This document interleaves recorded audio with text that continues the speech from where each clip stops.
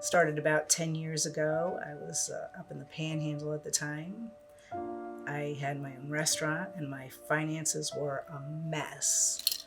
So one January during service up in the Panhandle, the pastor said, I have a challenge for you guys. The message was about tithing.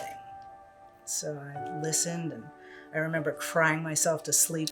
I'm telling you, I was a wreck. Like, it was just, I'd cry myself to sleep. I'm like, how am I going to pay my bills and how am I going to get through this? And here we go about tithing. I'm like, oh no, really? So I listened to this story and I'm like, all right. He presented a challenge. He said, you start tithing in January. By Easter, if your life has not changed or you don't feel blessed, I will refund or return your tithe at Easter time. It was tough, I'm gonna say. I'm like, but I would say things just slowly started to fall into place.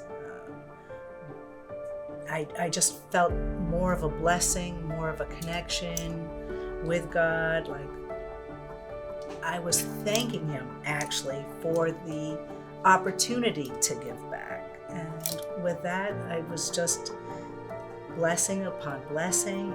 Things just fell into place. I found that I was able to manage my debt, pay down my debt, live within my means.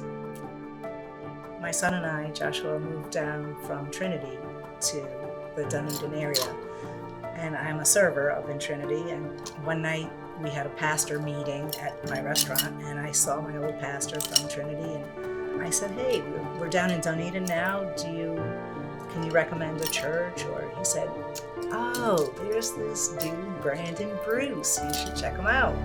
Sure enough, I did. And my son Googled Church Experience. We had never heard of it. And we loved the music that we saw online. We watched a little bit of the message and Josh and I came that following Sunday and we've been here ever since. And we love Church Experience. Pastor Bruce, Brandon Bruce has the best messages. Every week we get in the car, Josh and I, and say, wow, another great message. Like every week, another great message. So we're really happy to be part of the CU family. If you believe in God and trust in God, bottom line, you have to trust Him with your finances. That is the bottom line. And I do trust Him with my finances.